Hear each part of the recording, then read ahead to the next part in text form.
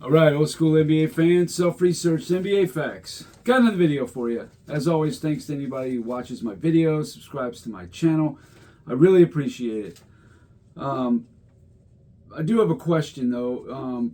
Why all the trolling all of a sudden? Like, man, I couldn't even believe in my video yesterday all the trolls that came rolling in, the same old narratives. No new information. It's always the same, 3 or 4 narratives. Always to try to put to what Jordan did wasn't impressive. 3-peats, 72 wins. The league's watered down. They got a super team. And I mean, my God, I've covered this stuff so many videos, and it's just the same tired crap. I mean, so at no point in time did anybody else have a better team, better roster than the Bulls did, which obviously is ridiculous. There's a lot better rosters out there than the freaking 90s Bulls, let me tell you. And the whole watered down thing is like, well, what's the perfect number for the league? Bill Russell, in his day, in the first half of his career, was only 8 or 9 teams. That's too little. So then when you have 25 to 29 teams, now that's too many. So what's the perfect number? And if you say the 80s, and I've done videos on this stuff too, did not matter how good your team was. It wasn't going to be better than the 76ers, the Celtics, or the Lakers. Those are the only teams that won. Two Houston runs, and then that would be all the finals. So from 1980 to 1987, those 8 years, 14 of the 16 finals appearances was Boston, LA, or Philly. That's simple. And Houston, all 16 was one of those 4 teams. So if you weren't one of them, you weren't doing anything.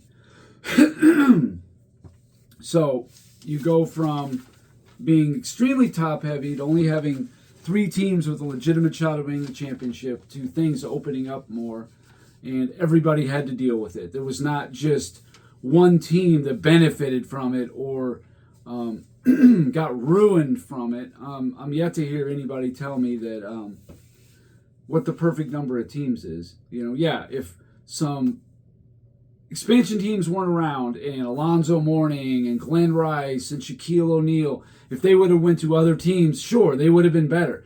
But the expansion teams weren't even the worst teams. Go check out Dallas's record in the 90s. You know what I mean? They were worse than the expansion teams. And there was only, I think it was in 1990, and that was not the Bulls championship year. I don't know how, but the Pistons get a total pass about the expansion era. Total pass. Never gets brought up. But in 1990, there was 4 teams under 20 wins. That was it. There was no more than 2 the whole rest of the 90s. But then you look in the 2000s, 2010s, there was 3 or more several seasons, but just not in the 90s. It was competitive. But anyway, so another narrative that we've heard, and I've done videos on this one, but this time I decided to expand to bring in other players to just show how ridiculous and stupid this narrative is. The narrative of Michael Jordan couldn't do anything until Scottie Pippen and Phil Jackson got there. He was just handcuffed. Well, Michael Jordan, in his rookie season, his team was 38-44. He was in a very stacked conference. If you knew anything about the 80s, which a lot of you guys have no clue, it's obvious in your stupid comments, the teams had to play 5 and 6 times each, teams in the East. You did not get to play the other conference, the weaker conference, but only twice a year, each team. So 2/3 of your schedule or more, really about three quarters, I believe it was, is going to be in the East. And you're playing teams in your division 6 times. So when you have a team like a Milwaukee, a Detroit, and Atlanta, it's going to be tough sledding for you. And then you got to play Philly and Boston 5 times each. There's just not a lot of room left there to rack up a bunch of wins, especially when you have one superstar and journeyman. And that's how it was. In 86, Michael Jordan was injured, the whole year. So he didn't have a chance to affect seeding. In 87, they were 40-42. Okay, they were the 8th seed. I mean, what can you say? That's what they were. And to dig out of that hole of 40 wins was just so hard. You had to have players to do it because you had to play these teams 5 and 6 times. So obviously that's why the top teams were winning, 58 to 60 and 63 and whatever games, while the rest of the league was in the, low 40s and under. There wasn't a lot of teams winning in the 50 range because of the way the schedule was. And as soon as the schedule started to change, it opened up more. But anyway, so if you're going to try to make the point that Scottie Pippen could not win without Michael Jordan could not win without Scottie Pippen or Phil Jackson, which in 1988, Phil Jackson was not there. In 1989, Phil Jackson was not there. Scottie Pippen was coming off the bench in 88 as a rookie. Okay, he gave you 7.9 points a game. I think the next year he was giving you like 14 points a game, which, that's a lot better, but please, 14 points a game? I mean, Horace Grant was actually a more impactful player that rookie year. And it still wasn't enough. They were a 50-win team. They got the 3 seed, but then they played the Pistons in the second round. The Pistons beat Boston and almost beat the Lakers. So they were the cream of the crop from 88 through 90, no doubt about it. The Bulls, really only chance was in 1990, but we all know what happened there in Game 7. Okay, so if we're going to stand by the case that Michael Jordan couldn't win without Scottie Pippen and Phil Jackson, then you can make a similar case for about any superstar. No superstar is winning on their own. It's not like, just give me 4 anybody's and I'll go win you a championship. That's just not reality. I mean, there were a couple instances where people made some deep runs, that kind of thing, maybe in a weak conference, if there was a key injury, something like that. But for the most part, it's not happening. So just to go through a few players, let's start with Isaiah Thomas. Now, Isaiah Thomas, he got drafted in 1982. Their team was 39 and 43. Right out of the gate, they're a little bit under 500. Not so different than Michael Jordan's 38 and 44. About the same. But here's the major difference. Michael Jordan had Quentin Daly, Dave Corzine, Jawan Oldham, and all those other guys. Orlando Woolridge wasn't bad. Well, Isaiah had a guy, another rookie in the same draft class, was really good. Kelly Tripucka. Kelly Tripucka, as a rookie, was an all-star, averaged 21.6 points per game, was 11th for MVP. People were saying he was the better rookie on the Pistons. They also had a guy named John Long giving you 21.9 points a game. And Bill Laimbeer is giving you 12.8 and 11.3 rebounds. So he's got some pretty damn good serviceable teammates. And yet they're not even 500. The next year, they still have John Long. Kelly Tripucka is now giving you 26.5 points per game. Jordan never had a teammate scoring like that. Bill Laimbeer is an all-star. He's giving you 13.6 points, 12.1 rebounds, and also Vinnie Johnson giving you 15.8. He's got a pretty decent supporting cast.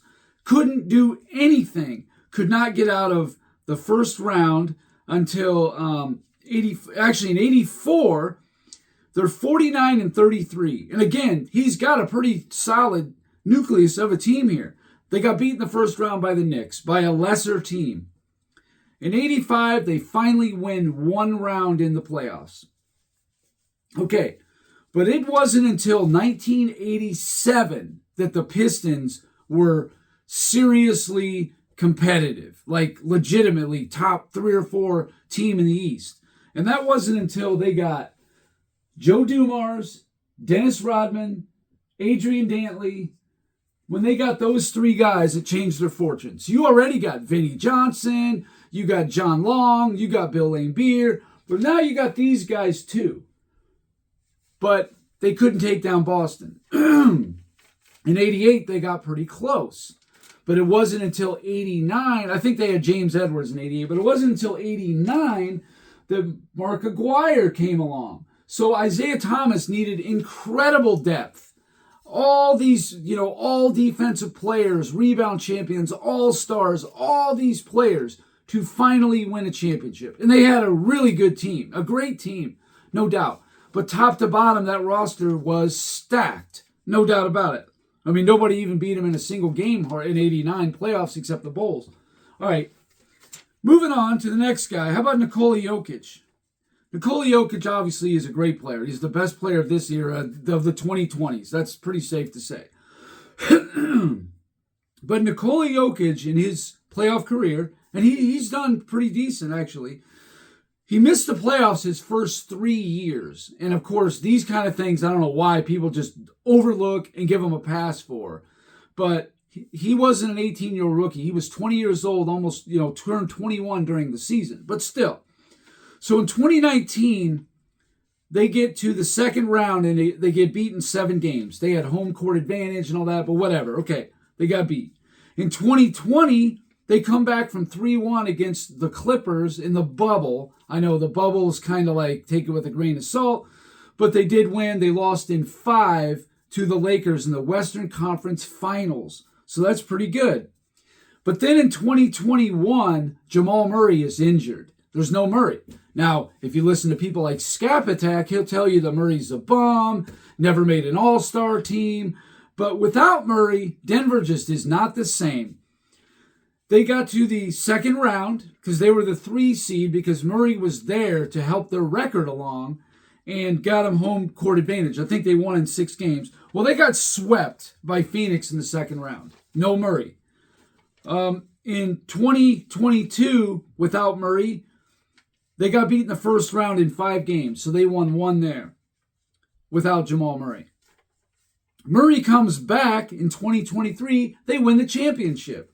And then last year, they got beaten 7 in the semifinals. But obviously, it was a really good series against, a pretty good team and all that.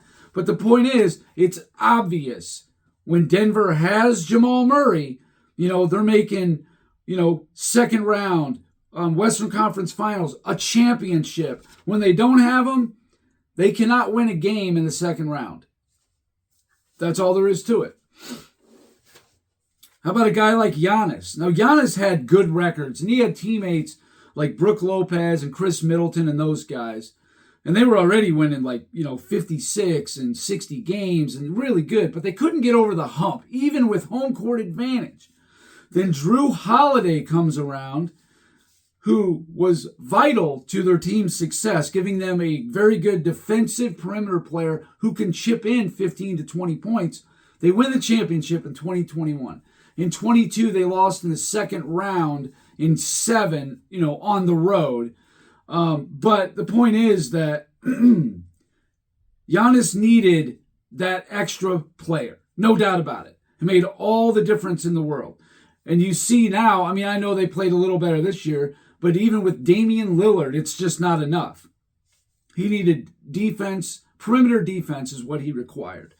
Okay, a guy like David Robinson, do I even need to go into it? He couldn't get out of the second round until he had Dennis Rodman on his team. But of course, that didn't really help much. They won 2 games, home court advantage. But, it did help a little. They won 60 games and all that kind of thing. But he wasn't going to win a championship, as long as Olajuwon was in the West, or Seattle and Utah and Phoenix and all that, until Tim Duncan came around. And then the 2 of them together won the championship.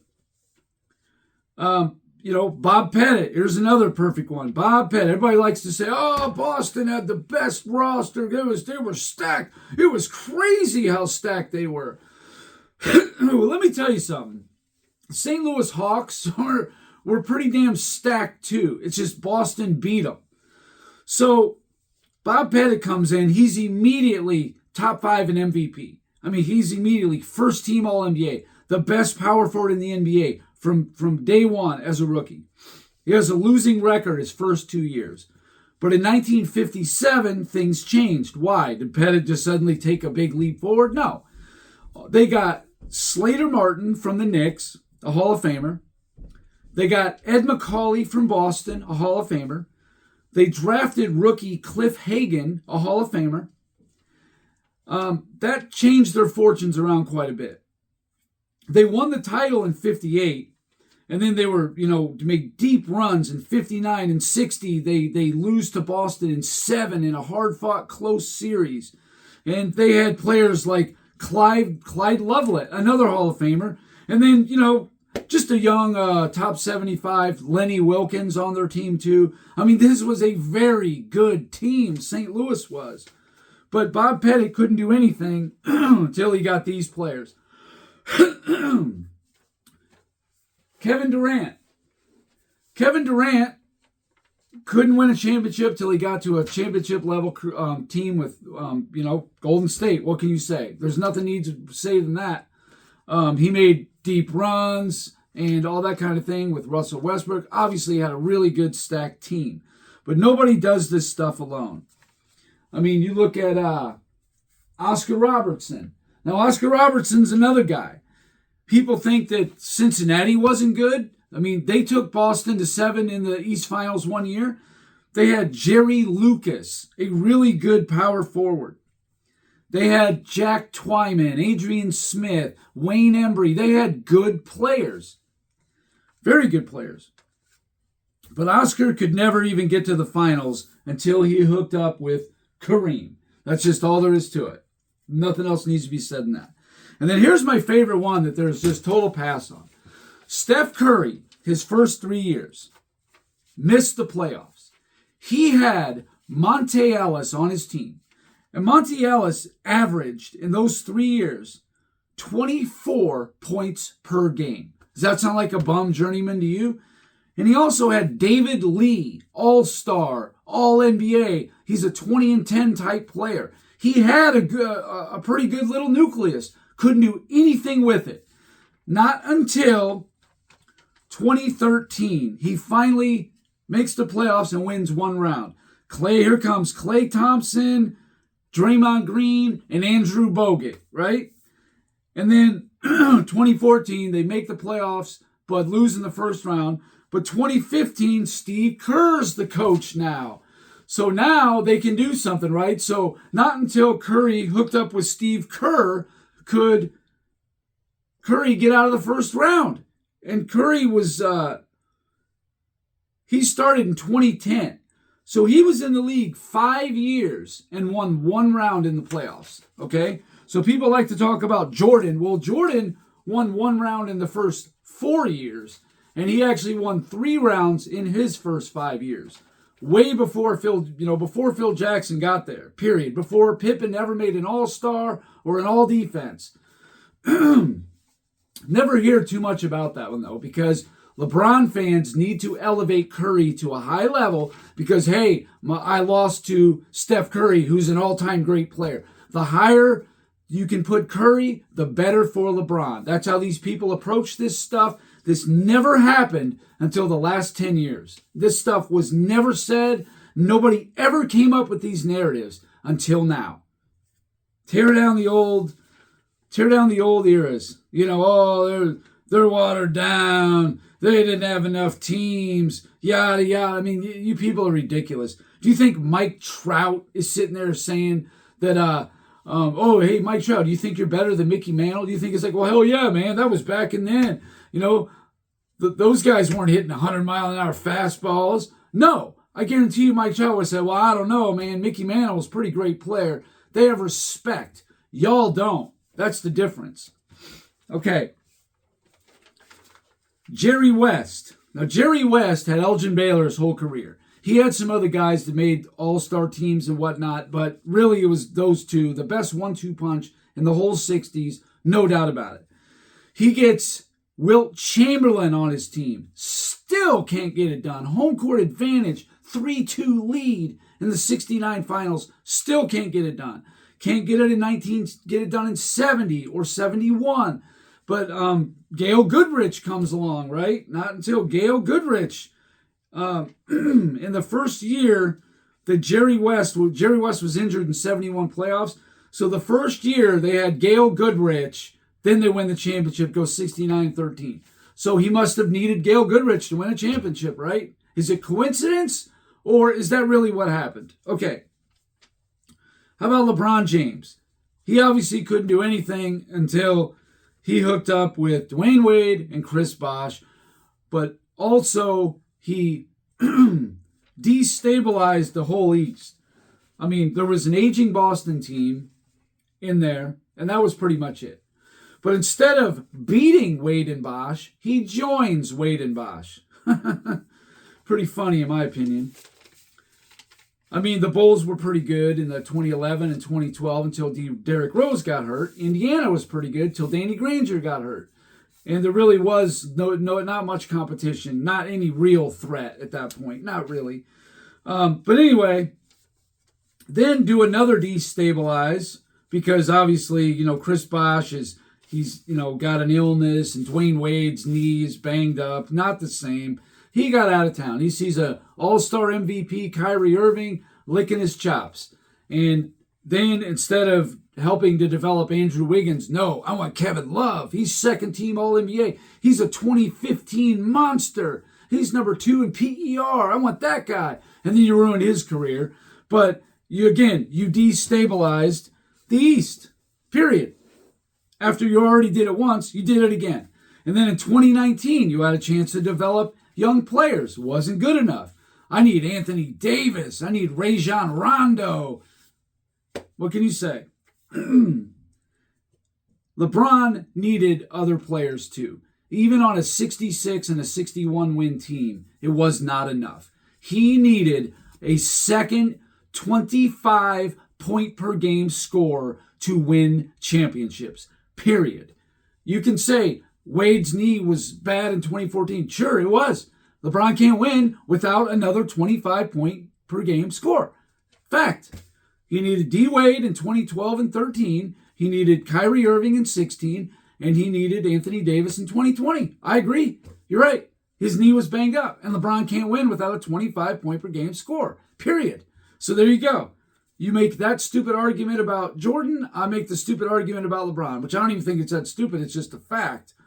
But again, some of this stuff is just coincidence more than anything else. Now, Tim Duncan got drafted onto a team that had a top 25 all-time great player. So he's a little different, but he wasn't beating the Lakers in 2000, 01, 02, not until Ginobili, Parker, and he did get Bruce Bowen on his team. Those guys had a nice little 3 out of 5 championship run. But he couldn't win until he got Kawhi Leonard, right? There was a big gap of time there, 2008 all the way through 2013. That just covers 6 seasons. They did not win a championship. Why not? They had the same players and everything. He must have needed Kawhi Leonard, right? Yeah, stupid. I agree. Wilt Chamberlain, obviously, he had great players, but he needed Billy Cunningham, a healthy Billy Cunningham. In 66, Billy Cunningham was injured in the playoffs. They got beat. But in 67, Billy Cunningham was healthy. They had a 68-win year. They win the championship. So Wilt must have needed Billy Cunningham because without him, he couldn't win. How about Larry Bird? Larry Bird, he needed McHale and Parrish, right? In this rookie year, he's with MVP Dave Cowens, Finals MVP Cedric Maxwell, scoring champion Tiny Archibald, but it was not enough. In 81, he played, the Celtics played a 40-42 team in the finals. So you can kind of say he snuck one in there. Because in 1980, he didn't make the finals. In 1982, he didn't make the finals. In 1983, he didn't make the finals, didn't make the conference finals, got beat. But when Dennis Johnson joins the team in 84, suddenly they win 2 out of 3 championships. Get beat in the finals in 85 in 6 games. Maybe it's Dennis Johnson as to what Larry Bird needed, other than that one that he snuck in there in 81 by playing an under 500 team in the finals. They beat Philly in 7 in a tough series in the Eastern Conference Finals. But maybe it was Dennis Johnson, a perimeter defender is what Bird needed. But what about Shaq? Shaq has Penny Hardaway, the best point guard in the NBA, 95, 96. It was not enough. Somehow it was not enough. Penny Hardaway goes 17-4 without Shaq to start the 96 season. I mean, Penny Hardaway's running the team, looking great. But it wasn't enough. Even when he had Eddie Jones and Nick Van Exel, it was not enough. He needed Kobe Bryant to get into his prime before he could win championships. And win they did. But that's what he needed. Just like he also needed Dwayne Wade, right? You can make this case for any all-time great player. Kareem Abdul-Jabbar. In 1970, he lost in the, the semifinals to the Knicks. Okay, fine, whatever. He gets Oscar Robertson, wins a championship. Gets to the finals in 74. But what happened from 75 to 79? Now, I know the Lakers were decimated in the trade for Kareem. I get that. Still had Gail Goodrich, though, Hall of Famer. He had a plethora of Hall of Famers along the way. Could not even get to the finals until Magic Johnson came around. You could say the same thing for Kobe Bryant. He needed Shaq. He needed Pau Gasol. He had a little window, 05, 06, 07. Couldn't get out of the first round. Not so much different than Michael Jordan at 85, 86, and 87. In a tough conference, you have a bunch of journeymen on your team. The first round, you got to play a tougher team. You're not going anywhere. I mean, this is the type of stuff I'm talking about. And then again, Magic Johnson, he had James Worthy and all these Hall of Famers. So it's hard to say what he really needed, per se. And Bill Russell, he just won with whoever was on his team. Whatever it was, he won with it. He made those guys Hall of Famers. If Will Chamberlain would have won all those championships, you would have saw guys like Wally Jones, Luke Jackson, Tom Meschery. Those guys would have been in the Hall of Fame. Maybe Happy Hairston of the Lakers, guys like that. Jim McMillan, they would have been making Hall of Fames because if Wilt was winning that much, the Hall of Fame decided to put all these peripheral players in that were winning championships and then make it look like, oh, the team was stacked. Look at all the Hall of Famers. Yeah, because they kept winning. K.C. Jones, Frank Ramsey, they're in the Hall of Fame, right? They never once made an all-star team. That's kind of crazy, right? You're in the Hall of Fame, but you're not even a one-time all-star? Wow, that's odd. And this isn't one of those international deals either, like Dino Raja or Tony Kukoc.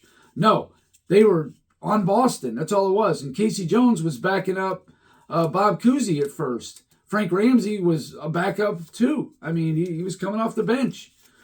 So anyway, that's all I got for this video. Like I said, I can show you so many examples of people that needed somebody to win. Moses Malone made nice deep runs. So did Dr. J. They both made finals runs. Dr. J, multiple finals runs, but they couldn't win a championship separate. But once they joined together, then they won a championship. Okay. But the thing is, Scottie Pippen was not Dr. J. He was not Steph Curry. He was not Kobe Bryant. He was not David Robinson. You see what I'm saying? But he was vital to their success. Absolutely. Find me a team that didn't have at least, that number two guy. Who you got that had any kind of more than a one-year wonder? I mean, yeah, like 2019 Toronto, that's a one-off. 21 Milwaukee, one-off. 2022 or 2023 Denver, one-off. Finding somebody who had multiple championships that only had that one, all-NBA Hall of Fame type player. The 79 Supersonics, that's a one-off. Who you got? Exactly. There's nobody other than a one-year wonder you're going to find that didn't have multiple all-NBA Hall of Fame players on the team. You're just not going to find it. You can go back as long as you want to go. You're just not going to find it. George Mikan, right? He won 5 out of 6 years. You think he did it alone? He had Slater Martin. He had Jim Pollard. I think he had Clyde Loveland in that last season, but Vern Mickelson. Those guys are all in the Hall of Fame. He didn't do it alone. Nobody did it alone, period. Doesn't matter who it is, anybody you can think of. If they won multiple championships, you're going to find multiple Hall of Fame players. Period, point blank, prove me wrong. All right, that's all I got for this video. If you liked it, please hit the like button. Thank you for watching, and until next time.